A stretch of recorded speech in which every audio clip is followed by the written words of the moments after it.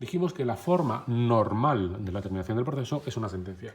Pero junto a, mejor dicho, esa forma normal de terminación del procedimiento, existe lo que se conoce con el nombre de terminación anormal del procedimiento. Es un tecnicismo, es un vocablo técnico. Terminación anormal del procedimiento. Termina anormalmente el procedimiento, aunque también puede serlo, como se verá, por sentencia, en los casos de renuncia, allanamiento, transacción, desistimiento. Vienen regulados en los artículos 19 a 22 de la Ley de Enjuiciamiento Civil, en otro orden distinto a este. ¿Pero por qué he utilizado yo este orden? Porque quiero, además, aquí aplicar una regla mnemotécnica. Muchas veces vais a encontraros en los apuntes, en los temarios, renuncia, allanamiento, transacción, desistimiento. Yo ya me los sé de corrido porque los he visto y los sigo viendo en la práctica. Vosotros puede que no. Por tanto, es muy fácil quedarse con la primera para crear una sencilla regla mnemotécnica. Renuncia, allanamiento, transacción, rata. Y desistimiento, de. Esto me recuerda mucho al famoso Rat Pack.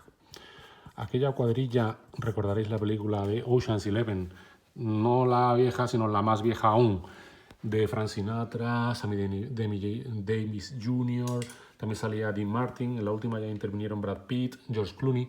Bien, pues a estos en la época de Las Vegas, a los primeros, a Dean Martin, Frank Sinatra, se les conocía con el nombre del Rat Pack, la pandilla, no sé a qué obedece, pero bueno, se les conocía así, la pandilla Rat Pack. Bien, pues fijaos cómo de esto ya sacamos una regla mnemotécnica muy sencilla. RAT.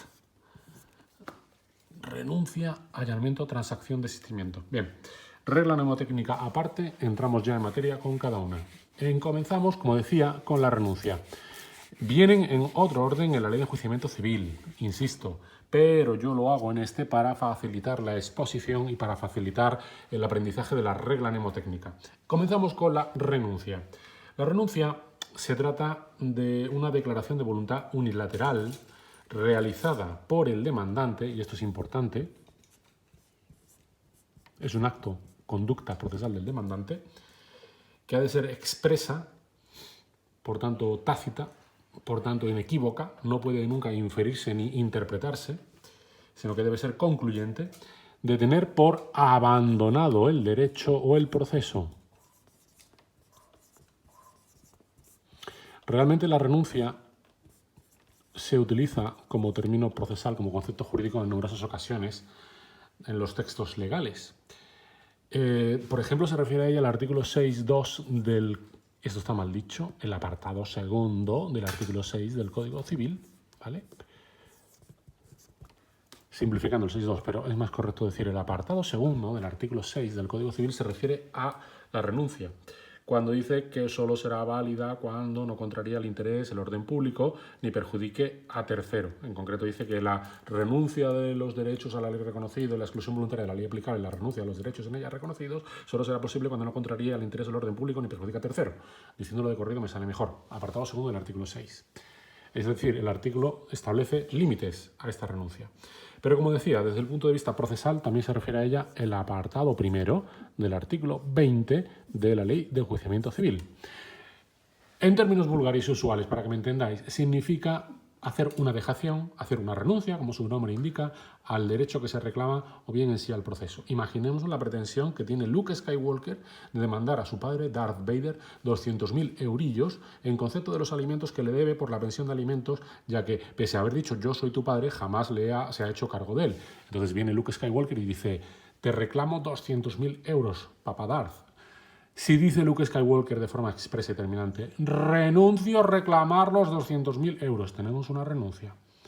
La consecuencia que tiene esta conducta, que repito, es del demandante, es una sentencia absolutoria que produce efecto de cosa juzgada. Sentencia. Así lo dice el apartado primero del artículo 20 de la Ley de Enjuiciamiento Civil. Sentencia absolutoria. Yo pongo el acrónimo, ¿vale? Sentencia absolutoria. Esta es la renuncia. No será posible la renuncia, como dije anteriormente, cuando contraría el interés al orden público o cuando perjudica a tercero. Esto, por ejemplo, es muy gráfico e interesante en el mismo ejemplo que he puesto en los procesos, entre otros, de familia, en cuanto que quien ejercita la acción no es el menor de edad. Como se puede producir perjuicio para el menor en caso de que sea el demandante el progenitor, la ley establece límites en estos casos. Así, por ejemplo, la intervención del Ministerio Fiscal para la salvaguarda del interés del menor. Esto es lo que hace a la renuncia. Siguiente. Puede que tengáis que ver el vídeo varias veces y voy muy rápido. ¿Vale? Siguiente. Repito, los artículos 19 a 22 de la Ley de Enjuiciamiento Civil siguen otro orden, pero yo estoy estableciendo estoy siguiendo por de alguna forma favorecer o facilitar la regla mnemotécnica. Siguiente es el allanamiento. La diferencia básica entre la renuncia y el allanamiento, para empezar y por sentar claros los elementos precedentes, los elementos esenciales, es que es un acto del demandado. Así como la renuncia es un acto del demandante, el allanamiento es una conducta procesal que compete al demandado. Se trata de un acto, de una declaración de voluntad, que ha de ser también expresa. Es un acto, conducta del demandado por el que se allana, para que me entiendas, se rinde, se vence, acepta la pretensión que dirige frente a él la parte demandante. No ha de confundirse con el reconocimiento de hechos. Y es que allanamiento, y esto es algo que se ve con bastante frecuencia en la práctica, por eso creo que es bastante interesante dejarlo aquí bien claro, no es lo mismo que reconocer los hechos. Vamos a ver. El allanamiento, según dispone el apartado primero del artículo 21 de la Ley de Enjuiciamiento Civil, termina con una sentencia condenatoria. Así como vimos que la renuncia terminaba con una sentencia absolutoria, esta termina con una sentencia condenatoria. En tanto que el demandado se ha allanado a aquello que le pedía el demandante, ha de dictarse una sentencia condenatoria, salvo, también tiene límites, que son los que establece el apartado primero del artículo 21 de la Ley de Enjuiciamiento Civil, que se realice en fraude de ley, que se realice contra el interés general o en perjuicio de terceros. Que se realice en fraude de ley es básicamente una remisión a lo que establece el apartado cuarto del artículo 6 del Código Civil. En estos casos, en los casos en los que el allanamiento lo fuese en perjuicio de tercero, contra el interés general o en fraude de ley, se pondría un auto rechazándolo y acordando continuar el procedimiento. En este caso, por más que el demandado quiera allanarse, se le diría a medio de auto, no, lo sentimos. Usted no se puede allanar porque esto supone un perjuicio para tercero. Es un ejemplo. Diferencia, como he dicho, entre el allanamiento y la renuncia, o el reconocimiento de los hechos, perdón. El allanamiento lo es a lo que se pide. Se piden 200.000 euros por Luke Skywalker y Darth Vader dice, vale, de acuerdo, le voy a pagar los 200.000 euros. Punto pelota y se acabó.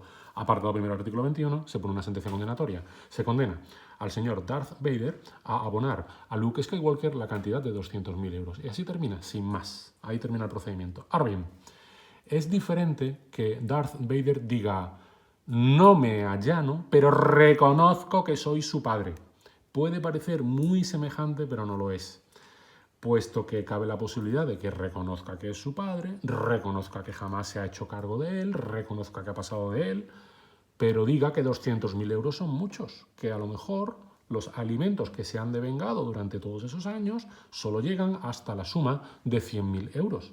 Por tanto, reconozco los hechos, pero no me allano a los 200.000 euros. Por tanto, el reconocimiento de los hechos no tiene por qué terminar necesariamente con una sentencia condenatoria. Puede que incluso, aunque los hechos sean ciertos, no den lugar al derecho reclamado o que lo hagan parcialmente. Y esa es la diferencia esencial. Por tanto, el reconocimiento de hechos se traduce fundamentalmente en que se simplifica la prueba del proceso.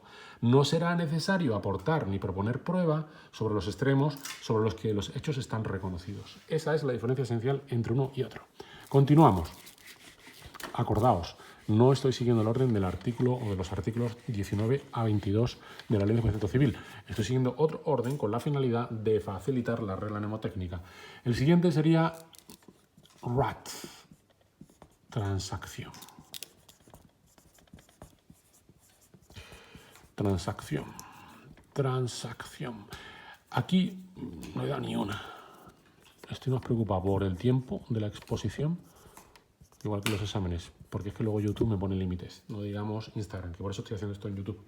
La transacción sí que aparece definida en el Código Civil. El artículo 1809 nos da una definición que viene a decir algo así como que es un contrato en virtud del cual cada una de las partes dando, prometiendo, reteniendo en alguna cosa, dice la norma, evitan la provocación de un pleito o ponen término al que habían comenzado. Ya el artículo 1809 del Código Civil nos da una pista de lo que ha de entenderse por transacción.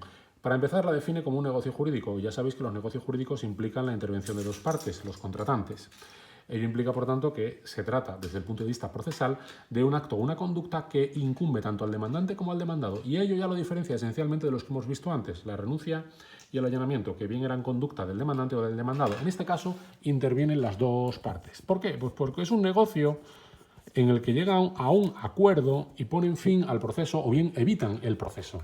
Esta es la transacción que define el Código Civil como un negocio jurídico, repito, como un contrato. Aparece tratada en el apartado segundo del artículo 19 de la Ley de Enjuiciamiento Civil. Repito, no he seguido el orden numérico por facilitar la regla mnemotécnica. La conclusión es que termina por auto o bien por un decreto, en función del momento en que se produzca esta transacción.